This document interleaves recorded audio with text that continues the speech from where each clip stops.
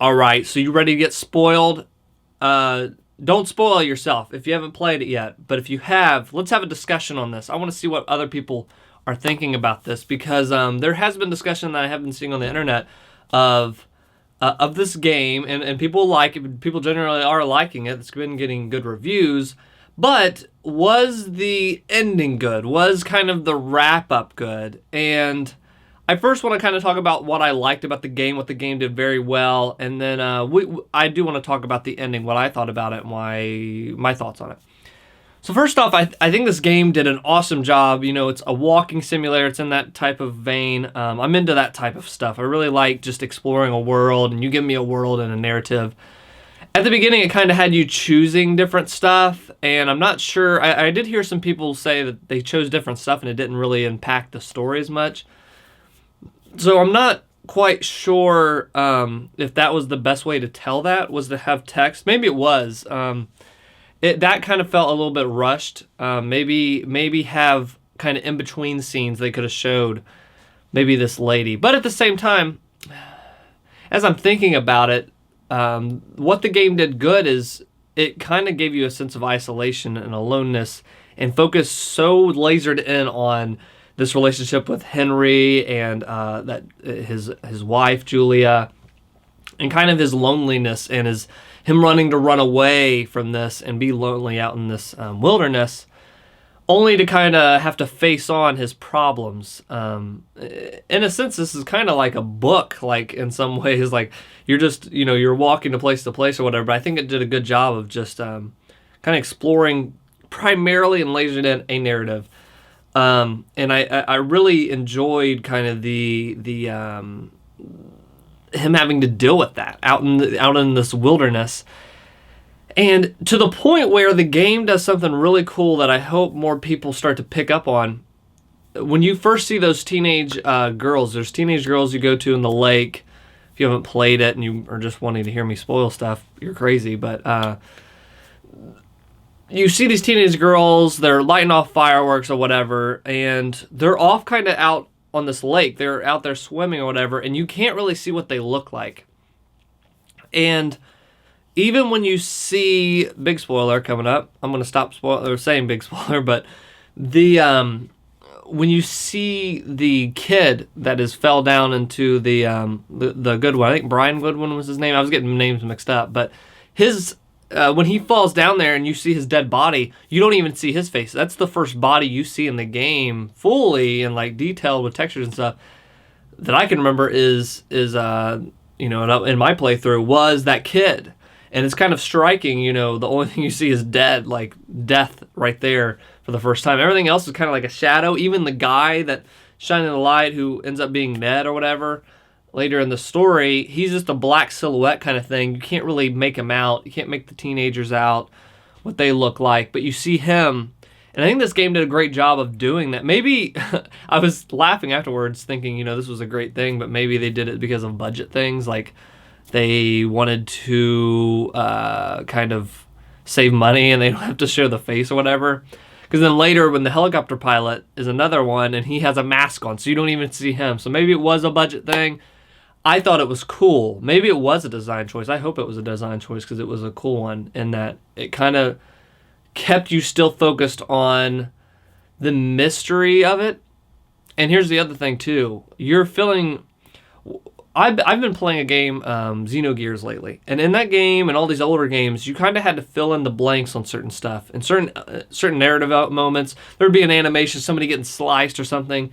And you'd have to fill that in on your head. And when you read a book, you have to do the same thing. You have to do only that thing, really. You only have words, so you're placing together stuff, and you're using your imagination to kind of take the words on the paper or the crappier graphics from these older games and piece it together in your mind what's happening. And what's in your mind is way better than they could have done on the screen. You know what I mean? Like you're getting a very vivid image.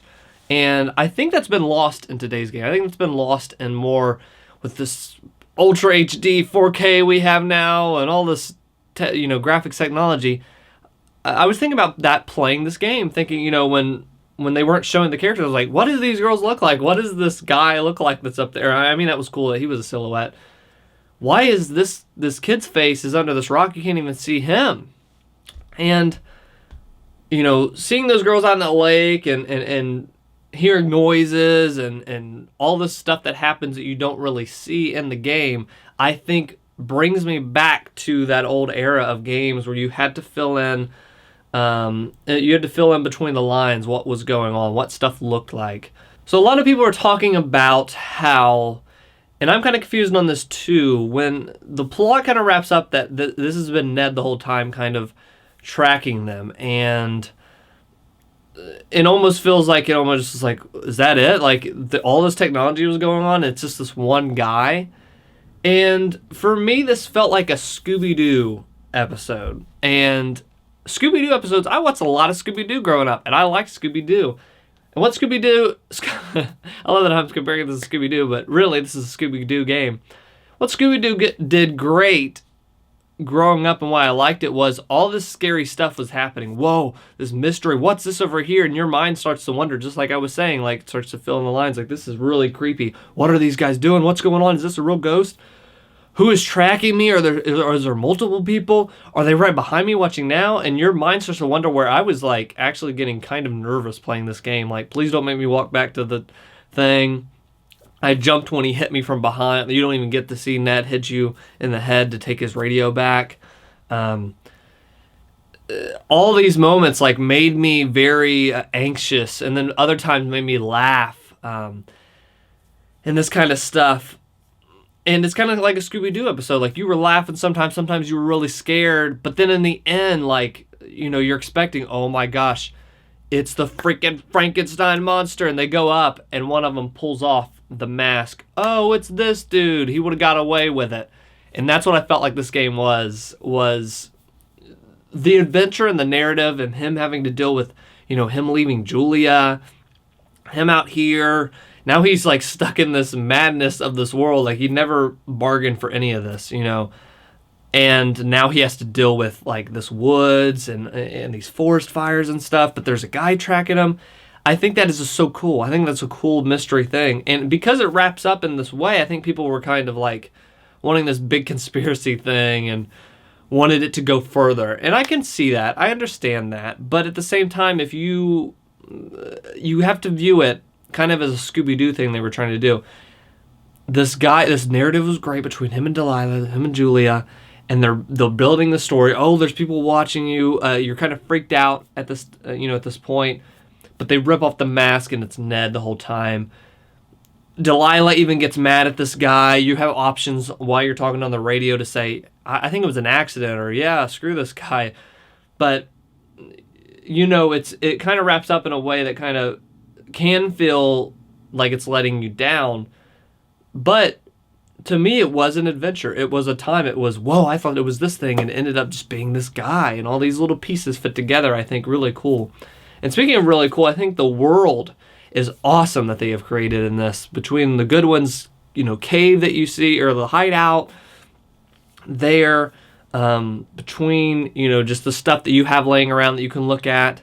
You know what? And another thing I thought of, going back on the faces thing, hiding the faces, Julia's picture, when they're taking a picture of him, and you see Henry's face, actually. The only face you really see kind of drawn, all this stuff, is Henry's.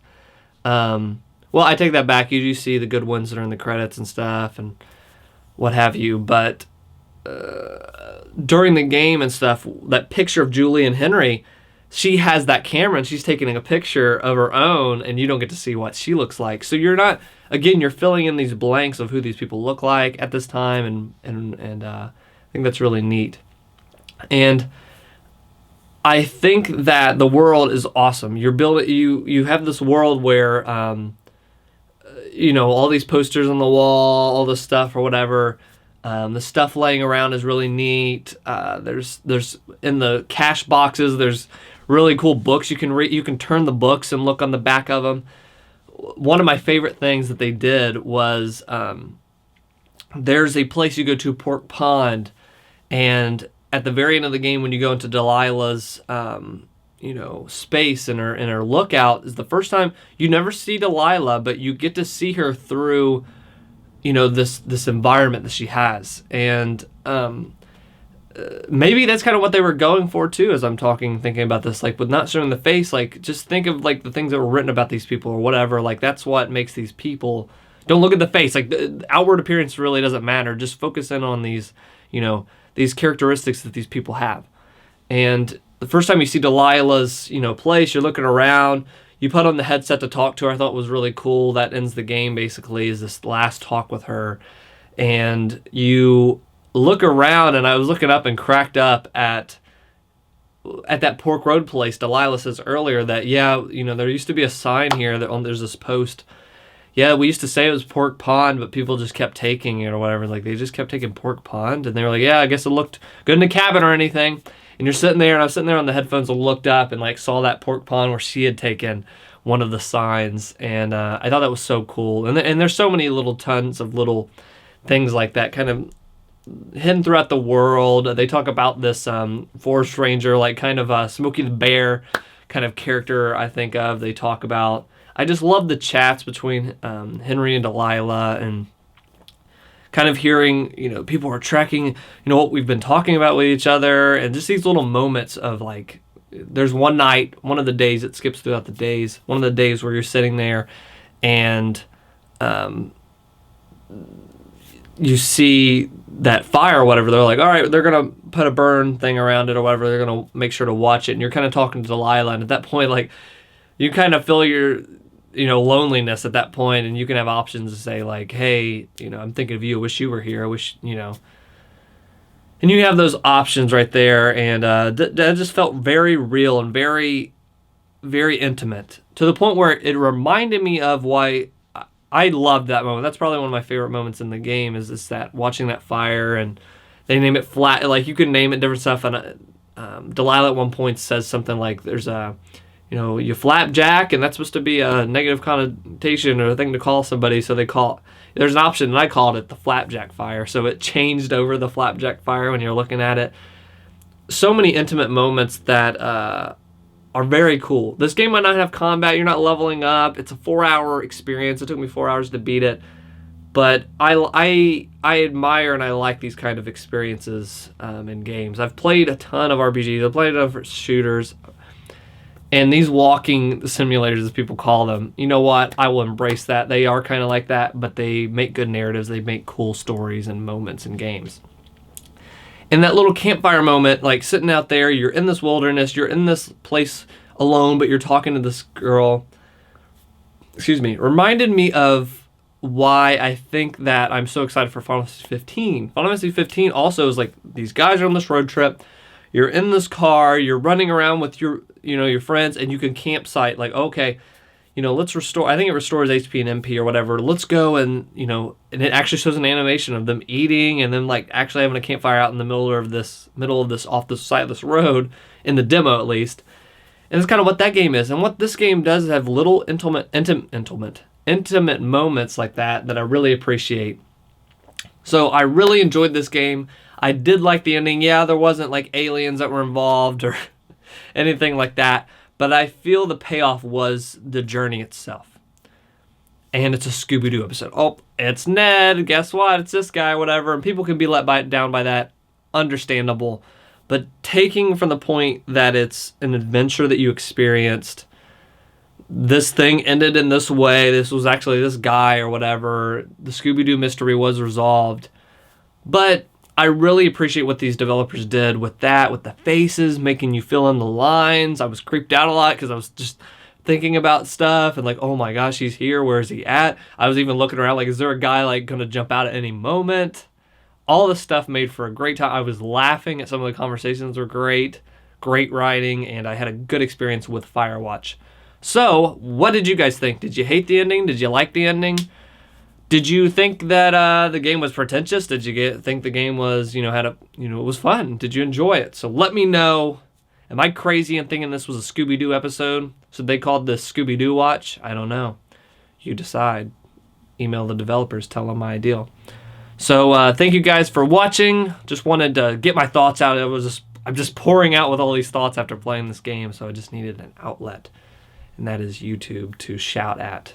So thank you for watching. Keep gaming. Keep playing them games.